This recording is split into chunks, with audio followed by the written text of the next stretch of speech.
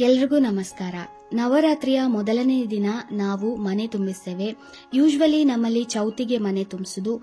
ಈ ಸಲ ನವರಾತ್ರಿಯ ದಿನ ಮಾಡಿದ್ವಿ. ಮನೆ ತುಂಬಿಸೋದು ಅಂದ್ರೆ ಮನೆಯಲ್ಲಿ ಸುಖ, ಶಾಂತಿ, ನೆಮ್ಮದಿ ಹಾಗೆ ಸಮೃದ್ಧಿ ಆಗ್ಲಿ ಅಂತ ಹೇಳಿ ಮಾಡುವ ಒಂದು ವಿಶೇಷ ಸಂಪ್ರದಾಯ. ನಮ್ಮ ಮನೆಯ ಮನೆ ತುಂಬಿಸುವ ಪೂಜೆಯನ್ನು ಇವತ್ತಿನ ವಿಡಿಯೋದಲ್ಲಿ ಶೇರ್ ಮಾಡ್ತಾ ಇದ್ದೇನೆ.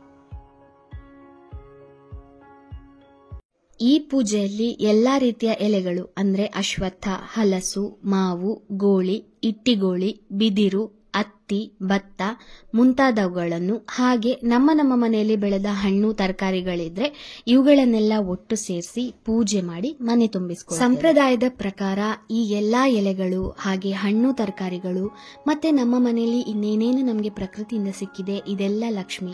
ಅವಳನ್ನು ಅಕ್ಷತೆ, ಕುಂಕುಮ, ಅರಶಿನ, ಹೂವು ಹಾಗೆ ಕರ್ಪೂರದ ಆರತಿಯಿಂದ ಪೂಜೆ ಮಾಡಿ ಆದರಾತಿಥ್ಯಗಳಿಂದ ಮನೆ ತುಂಬಿಸಿಕೊಳ್ತೇವೆ.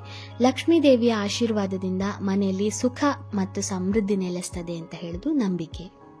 ಹೀಗೆ ಪೂಜೆ ಆದ್ಮೇಲೆ ಲಕ್ಷ್ಮೀ ದೇವಿಯನ್ನು ಮನೆಯೊಳಗೆ ಕರ್ಕೊಂಡು ಹೋಗ್ತೇವೆ.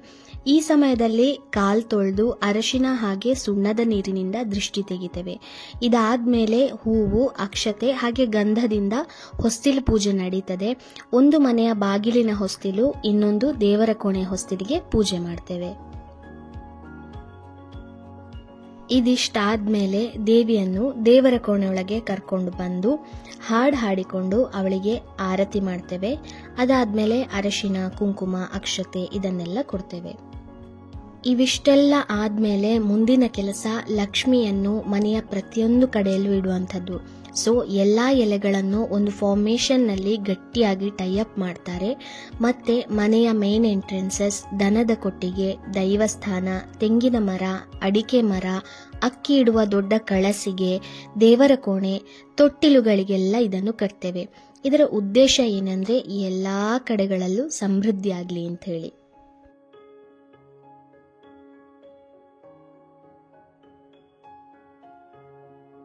ಮನೆ ತುಂಬಿಸುವ ಪೂಜೆ ಎಲ್ಲ ಆದ್ಮೇಲೆ ಮುಂದಕ್ಕೆ ನಾವು ಕೊಯ್ಲು ಮುಹೂರ್ತ ಮಾಡ್ತೇವೆ. ಇದಕ್ಕೆ ಬೇಕಾದ ಹಾಲು, ಎಣ್ಣೆ, ಕರ್ಪೂರ ಧೂಪ ಹಾಗೆ ತಾಂಬೂಲ ಎಲ್ಲ ಮೊದಲೇ ರೆಡಿ ಆಗಿದೆ.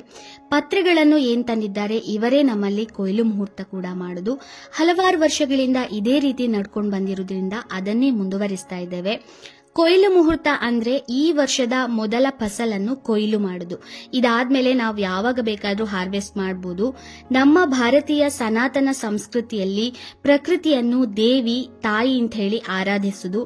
ನಮ್ಮ ಹಸಿವನ್ನು ನೀಗಿಸುವ ಆ ಮಣ್ಣಿಗೂ ಹಾಗೆ ಪೈರಿಗೂ ಪೂಜೆ ಮಾಡಿ ಕೊಯ್ಲು ಪ್ರಾರಂಭಿಸ್ತೇವೆ.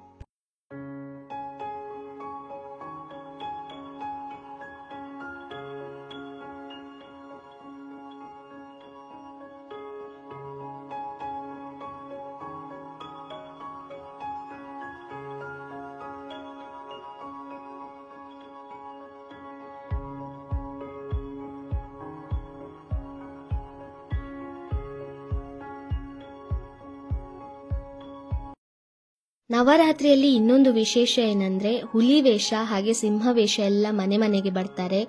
ಇದು ನವರಾತ್ರಿಯ ಮೊದಲ ದಿನ ಸಿಂಹವೇಷ ಹಾಕೊಂಡು ಮನೆಗೆ ಬಂದಿದ್ರು. ಹಾಗೆ ನಮ್ಮ ಕೈಯಲ್ಲಿ ಏನೇನಾಗ್ತದೆ ಅದನ್ನ ಅವ್ರಿಗೆ ಕೊಡ್ಬೋದು. ಈ ವೇಷಗಳನ್ನೆಲ್ಲ ನೋಡ್ಲಿಕ್ಕೆ ತುಂಬಾ ಖುಷಿ ಇರ್ತದೆ.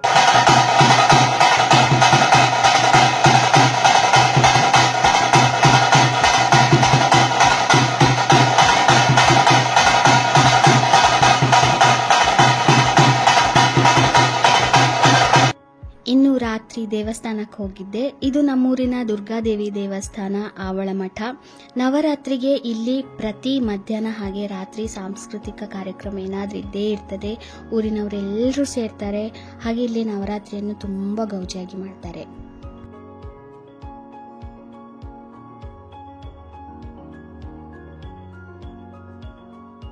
ಇದಾಗಿತ್ತು ಇವತ್ತಿನ ಸಣ್ಣ ವ್ಲಾಗ್. ನಿಮಗೆ ಈ ವಿಡಿಯೋ ಇಷ್ಟ ಆಗಿದ್ದಲ್ಲಿ ಒಂದು ಲೈಕ್ ಮಾಡಿ, ಶೇರ್ ಮಾಡಿ, ಅದೇ ರೀತಿ ನನ್ನ ಚಾನೆಲ್ ಅನ್ನ ಸಬ್ಸ್ಕ್ರೈಬ್ ಕೂಡ ಮಾಡಿ.